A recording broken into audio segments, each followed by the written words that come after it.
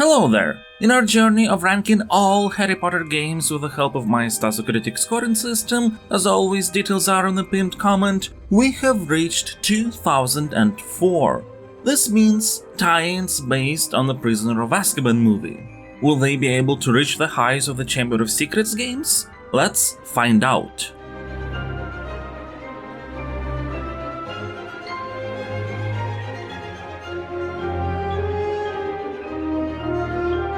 Harry Potter and the Prisoner of Azkaban is my favorite movie of the series, so naturally I would want it to have my favorite tie-in game. Would it be this sequel to the Chamber of Secrets PC version developed by No Wonder? Well, if Chamber of Secrets was a testament to the power of iteration and what can happen when you take a foundation set up by the previous game and build on top of it, Prisoner of Azkaban is sort of a warning of what can happen when you try to be too ambitious. Not only from the design side, trying to create the biggest world with 3 playable characters, but also from the technical side, transferring from one version of an engine to another. I say sort of because it is not the worst case scenario. Prisoner of Azkaban is not a mess, but it is a step back from Chamber of Secrets. For example, the hub world is much less interesting. Prisoner of Azkaban tries to create a bigger Hogwarts with all 7 floors and a large ground area, but it is spread thin. Sometimes the floor is nothing but a small room with a portrait in it.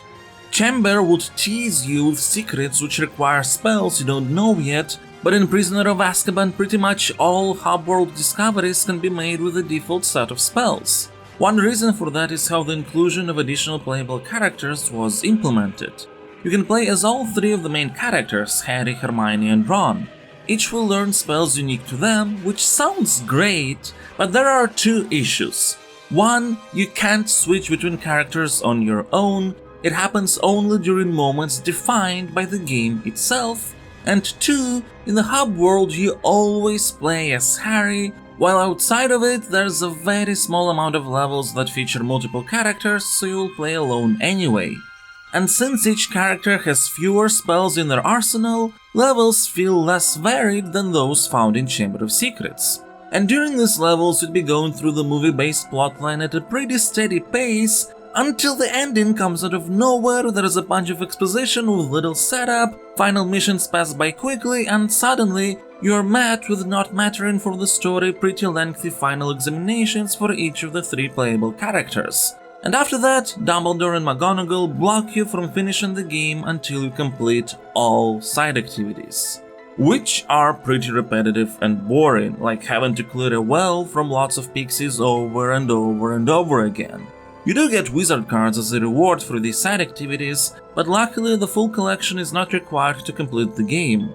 I say luckily as Prisoner of Azkaban has permanently missable cards. All that combined with less interesting exploration leads to collecting all cards being not as engaging as it was in Chamber of Secrets. The game has "we have to scramble to wrap this up" written all over it. All boss battles are essentially relegated to repeated fights with Peeves the Ghost. Bugbig gameplay feels like it was made for a set piece at the end to save Sirius, which was cut so we fly on the creature only during class racing minigames, and so on. It's not like Prisoner of Azkaban doesn't have good things or interesting mechanics. For example, when using the Expecto Patronum incantation, you need to hold and release the mouse button at the correct moment for it to be successful, so this time not all spellcasting is just a matter of pointing and clicking whatever. But then, sometimes mid-air climbing is not getting triggered, which causes the character you control to fall into a bottomless pit. There are quite a lot of nice, funny little character moments between our main trio. How was it? Excellent! I can turn things into dragons now! Wicked! You mean the flying, roaring, burn down the village sort of dragon? No. It's just a very small transfigured dragon. Oh, shame. But then the game just swoops through or misses a bunch of important source material plot points. Visually, there's so much more flair and detail to the world and its characters, but that makes the not quite polished robotic looking instances all the more creepy. Speaking of creepy, the same horrible human being is still behind the game's wonderful and atmospheric soundtrack. And no, I'm not going to stop calling out a person who committed sexual assault. Prisoner of Azkaban is a game of unfulfilled potential. It will get a Stasocritic rating of 66 because it is still a nice experience overall, but it's something that could be so much more.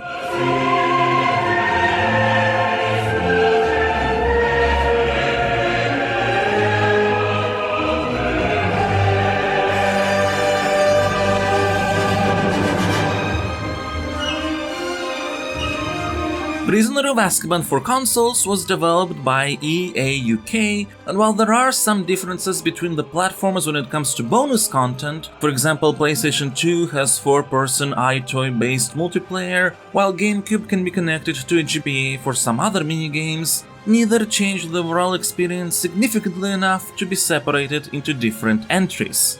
This title follows the same gameplay style as the PS2 Chamber of Secrets and Philosopher's Stone before it, and it's the best incarnation of those design principles in the series. You can switch at will between all three of the main characters, Harry, Hermione and Ron. Everyone knows Flipendo and Expelliarmus, but otherwise each has their own sets of spells and special abilities. Harry is the only one who can jump across gaps and view the Marauder's map. Ron can find hidden doors and for some reason only he can search shelves for resources, though I suppose that fits with the Discovering Secrets theme, and Hermione can go through tight gaps and learn the largest amount of spells. This is used to great effect in the design of levels, spell challenges especially. For example, in the Glacius challenge you'll need to switch between all three characters to complete various puzzles, so Hermione would get the Glacius spellbook. After that, the ice melts and the whole dungeon is filled with lava. Don't worry folks, Hogwarts is the safest school in the world. All chambers you've been to previously become recontextualized as you now have to create ice to get back to the central part of the level.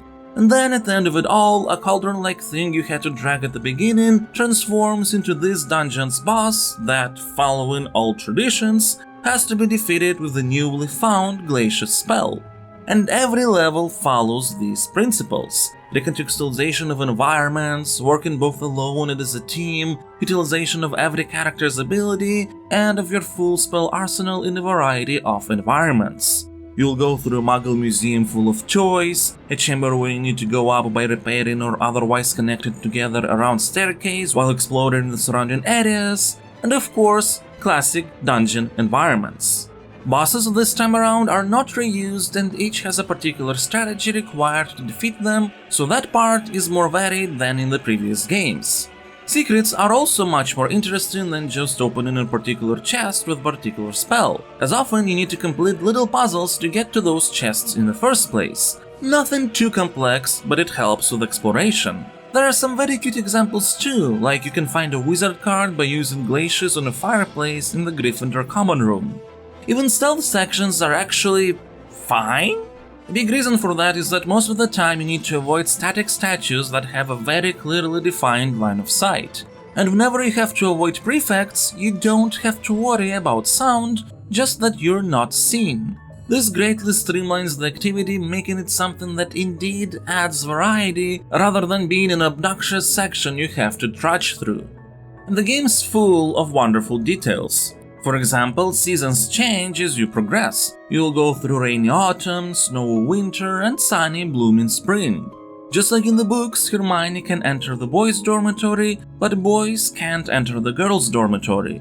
Buckbeak accepts only Harry and Hermione, not Ron. But even if you're Harry or Hermione, you better not try to approach Buckbeak from behind. Overall, the attention to detail is wonderful.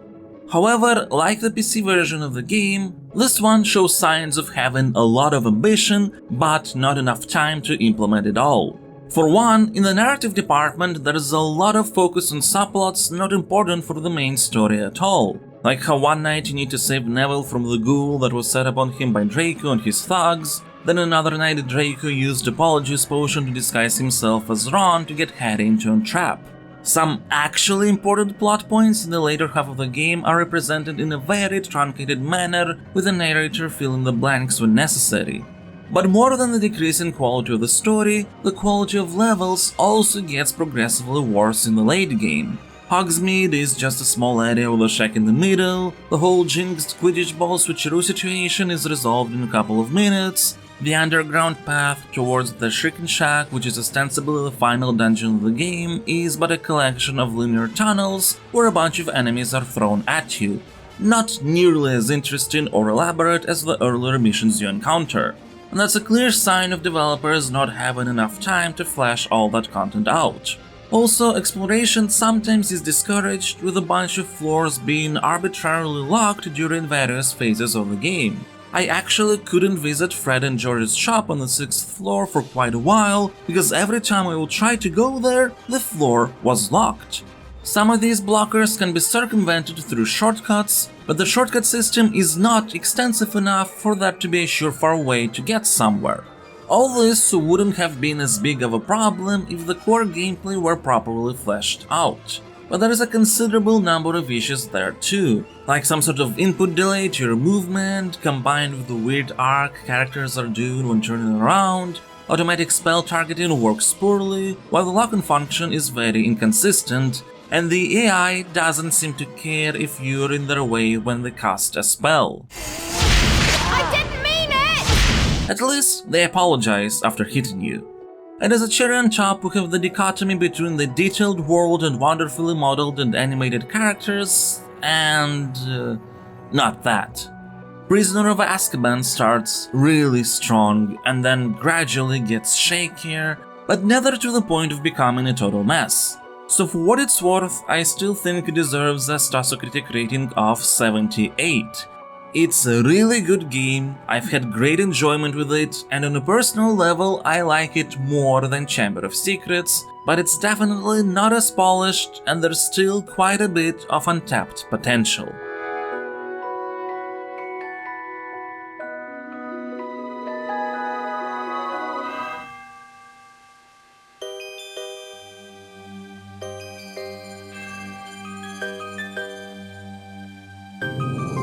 This version of Prisoner of Azkaban was developed by Griptinit Games, and it's actually not a continuation of the previous action-adventure GBA games line, but a sequel to the Game Boy Color RPGs. Like the other Prisoner of Azkaban games, it crumbles under its own ambition, and sadly more so than other tie-ins. You know, I consider the Chamber of Secrets for Game Boy Color a hidden gem and the best Harry Potter game that we have discussed so far, so I had high hopes for Prisoner of Azkaban. And in terms of core gameplay, it has a lot of really nice tweaks and quality of life improvements within the turn-based combat system, as well as some interesting mechanical additions like being able to cast spells in the overworld. But everything surrounding these aspects is not only basic, but it's not as wholesome and atmospheric in terms of world building and narrative as it was in the previous RPGs. The dungeons are very linear, with overworld spellcasting being used just for additional button presses rather than interesting puzzles or situations. Balance of the game really pushes you towards a more underpowered side, with spells costing too much. There's practically zero reason to explore the castle, not to mention it just looks weird. Sometimes it's not even clear where there's a door. The story goes through all the important plot bits of the source material, but with zero details that would make it properly fleshed out. For some reason, Draco is the final boss of the game, and a lot of stuff just happens.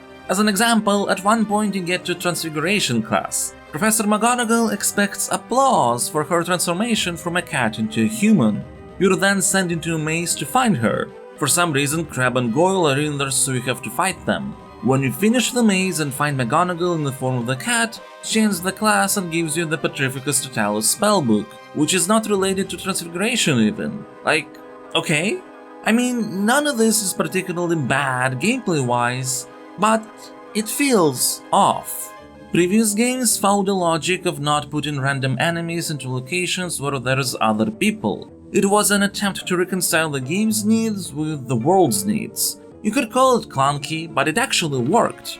While The Prisoner of Azkaban has locations like Hogwarts Train, where this rule is just not followed, and students roam around rats and spiders. I know it sounds like a small nitpick, but it's a symptom of a larger issue. The game just slaps everything together without really considering the holistic part of the equation.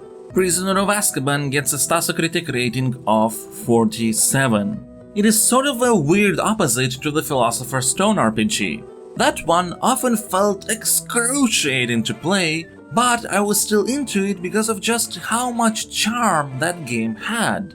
Prisoner of Azkaban, on the other hand, is technically far more polished gameplay-wise, but it lacks all the charm and magic of the previous titles. And while it can still be enjoyable if you're a really big fan of this type of gameplay, for me, just having a technically and functionally sound game is not quite enough.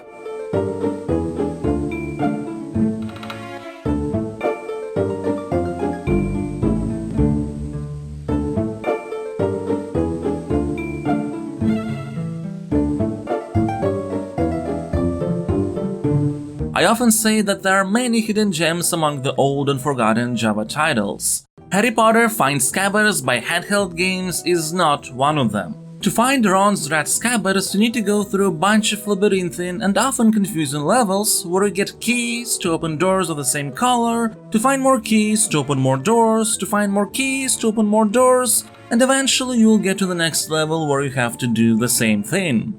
There are some enemies you can stun, some special abilities, but controls feel somewhat clunky, and because of that it's very easy to die.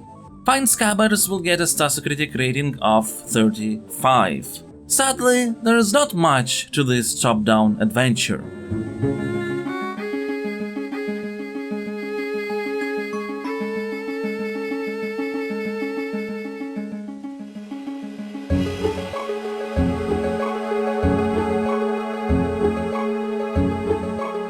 Java titles often have cut down or simplified versions for weaker phones. I usually don't separate them into different entries because they try to recreate as much as possible the intended experience, but in this case we have an entirely different game. Not a top-down adventure, but a Pac-Man clone. Sadly, it's not a particularly great Pac-Man clone, so it's not more enjoyable than the other Find Scabbers version. Plus, it makes less sense. How does finding all Bertie Bott's beans help one find the lost rat? This version will get a Metacritic rating of 33. It's a real pain to find this particular version and get it working, and I would say not worth going through the trouble at all.